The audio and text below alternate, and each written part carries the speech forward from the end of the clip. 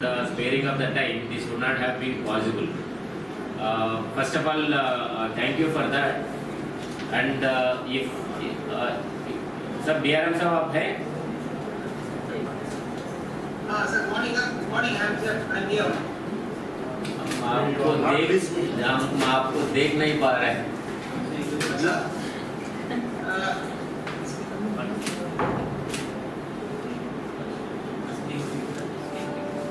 So from Guntikal railway side, morning to everyone. The entire team from the division consisting of expedition, the railway manager, Mr. Subrana, Mr. shown by Honorable MP Sam, and to get benefited, and traders and exporters or agents also get benefited a lot, and they should be able to get the price of their commodity, whatever they are transporting.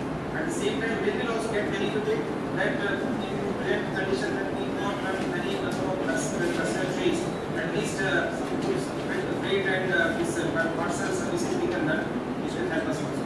So from the railway side, so what are the rates and all that which are applicable today?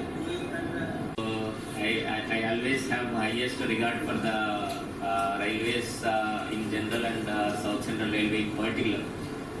So this is a great opportunity for me to work together with the railways and at the highest level. Now, since the initiative has come from Honorable MPs of Anandapuram, I would request Honorable MP Sri Talari Rangayya garu to put forth the issue on hand. అంటే ఎందుకోసం ఇది ఈ meeting call for చేయాల్సి వచ్చింది and what is the proposal and what he has done so far. ఒకసారి if I request honourable MP to brief us on that, then later on we can discuss the nitty-gritties and other details. Particularly DRM as the district collector, JC Garu, Anantapur MLA and other rights and traders, farmers also. Sir, everybody is comfortable with Telugu, I think. Is there any, for the benefit of farmers and traders, I will speak in Telugu. No problem, sir. No problem.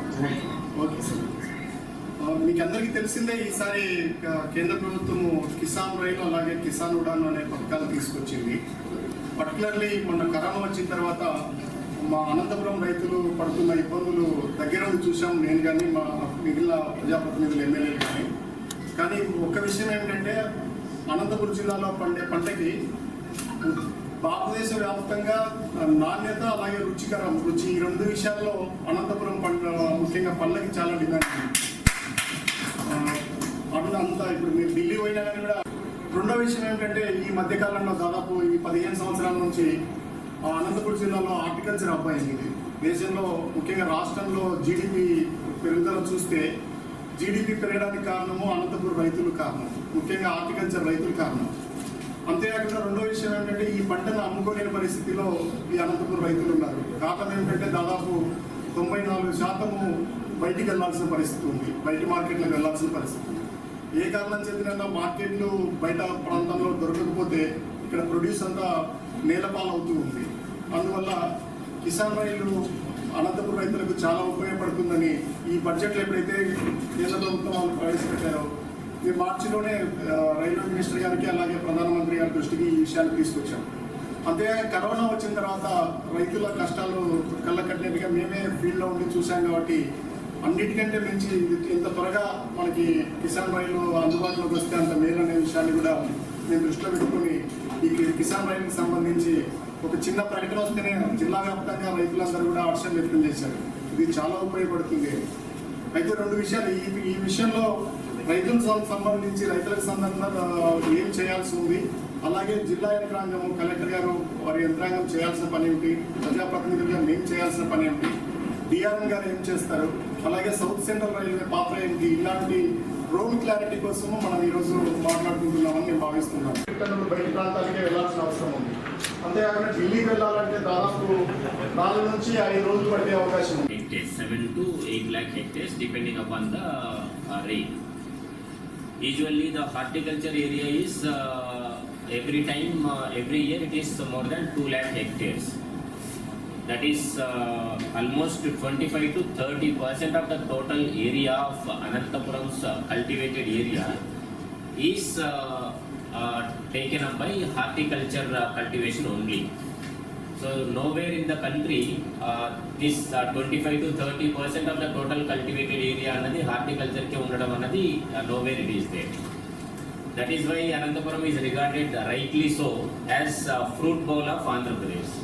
I would say not only Andhra Pradesh ki sambandhina fruit bowl kaadu idi, almost entire India kuda I think we are the largest, Anantapuram is the largest producer in terms of horticulture produce. Also, sweet orange, banana, mango, pomegranate, melons, muskmelon, as well as watermelon, and there is another variety also in Anantapuram which is endemic to Anantapuram. So, and which is very sweet also, and papaya. So these are the major horticulture crops anamata, okay, 6 crops.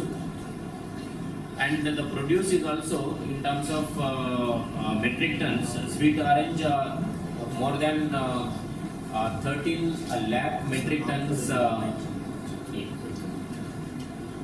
I think our Raptadu MLA is also came online. More than 13 lakh metric tons, 13.5 lakh metric ton is produced every year. Watermelon, muskmelon, and another the third Anantapuram variety, all put together 2 to 2.5 lakh metric tons is produced, and pomegranate around 1.2 to 1.5 lakh metric tons is produced. So this is the local consumption. Even if we eat on only horticulture products for 3 meals, morning, afternoon, dinner, everything also, the local consumption will not be crossing more than some 10%. The remaining 90% has to go out. So that is the kind of production that is happening in the district. So here this produce goes to Azad Nagar market, Azadpur market in New Delhi.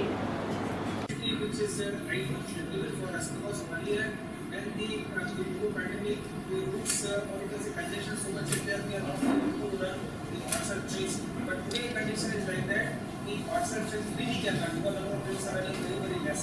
And the good thing is that once the parcel services we start now and regularly it is going, this will become a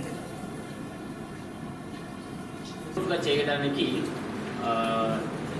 చాలా back ఎండ్లో చేయాల్సినటువంటి పనులు చాలా ఉన్నాయి. So అది ఏంటంటే ఏ మండలంలో ఏ గ్రామంలో ఎంత హెక్టేర్స్ పంట ఉంది, ఏ రకమైనటువంటి పంట ఉంది, ఎవరు పండిస్తున్నారు అన్నటువంటి డీటెయిల్స్ కావాలన్నారు, ఎటువంటి పంటను పండిస్తున్నారు అండ్ ఎప్పుడు హార్వెస్ట్కి వచ్చే అవకాశం ఉంది.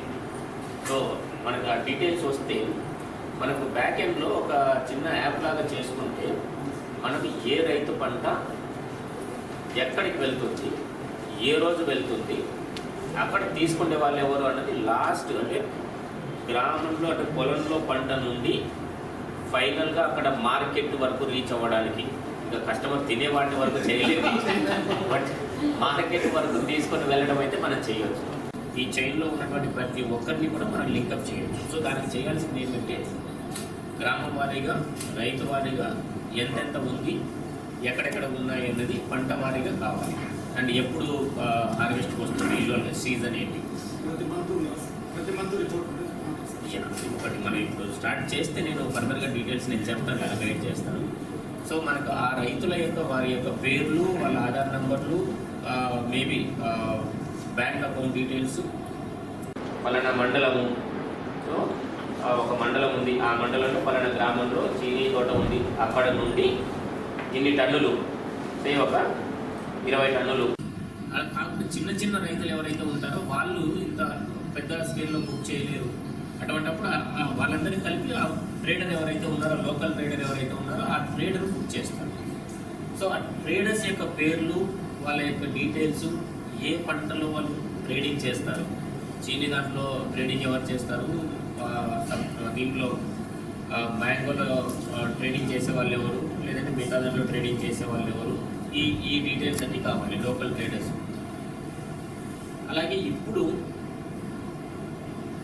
ఈ ట్రేడర్ ఏ రేంజ్లో చేస్తున్నాడు, అంటే ఎన్ని వ్యాన్స్ పెట్టగలుగుతున్నాడు, దెన్ ఎలా, అంటే ఇప్పుడున్నటువంటి వ్యవస్థ ఏంటి, ఎన్ని వ్యాన్స్ పెడుతున్నారు, ఎట్లా లోడింగ్ ఎలా జరుగుతుంది, లోడింగ్ ఛార్జెస్ ఎవరు భరిస్తున్నారు, ఇక్కడ నుండి లోడ్ చేసిన తర్వాత ఎక్కడికి వెళ్తుంది, ఎలా వెళ్తుంది, టోటల్ కాస్ట్, అంటే పొలంలో నుండి చివరి రిటైలర్ వరకు వెళ్ళేంత వరకు ఎక్కడెక్కడ ఏమేమి స్టెప్స్ జరుగుతున్నాయి, ఎంత ఖర్చు అవుతుంది అనేది కూడా ఒకసారి ట్రేడర్స్ ఇక్కడ ఉన్న చేసేసుకొని ప్రతి ఒక్కరిని ఈ లూప్లోకి లూప్లోకి తీసుకొని వచ్చేసి ప్రతి దాంట్లో కూడా ట్రేడర్స్ నాకు ఇంత పొలం ఉంది, ఈ పంట 1000 టన్నుల ప్రోడక్ట్ వస్తుంది, దాంట్లో ఎంటర్ చేయొచ్చు, అప్రాక్సిమేట్గా ఫలానా డేట్లో నేను దాన్ని లోడింగ్ కోసం పంపగలను. సో మనకి ముందే ఏ రోజు ఏ ఏరియా నుండి ఏ పంట రైల్వే స్టేషన్కి లోడింగ్ వస్తుంది అన్నది మన దగ్గర ఇక్కడ ఉంటుంది. అక్కడ ఏ డెస్టినేషన్కి వెళ్తుంది, అక్కడ ఫర్దర్గా అక్కడ ఉన్నటువంటి లోకల్ గ్రేడరు అక్కడ నుండి తీసుకొని వెళ్ళడానికి ఏం కావాలనేది మనం అందరినీ కూడా ఒకే లైన్లో తీసుకొని రావచ్చు.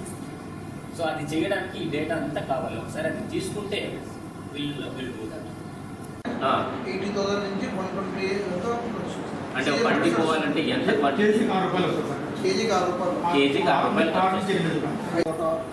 అన్ని స్టార్టింగ్ జనవరి నుంచి మార్చి వరకు 1 lakh పైన ఉంటుంది. అంత లోపల 90,000 80,000 లెక్కలు. 15 టన్స్ అంటే టన్నుకు దాదాపు 6,000. The benefit must go to farmer, not trader. నేను చెప్పేది ఏమంటే మీరు ట్రేడర్గా మీరు వ్యాపారం చేస్తుంటే ఆ బెనిఫిట్ ఎంత మాత్రం రైతులకు ఇస్తారని కూడా దాంట్లో మేము ట్రేడర్ కోసం కంటే కూడా ఫార్మర్కు డైరెక్ట్ రావాలి. కాబట్టి అది ఎట్లా వస్తున్నది నేను చెప్పాను కొంచెం చెప్పేది స్ట్రైట్గా అయినా కూడా ఫార్మర్గా.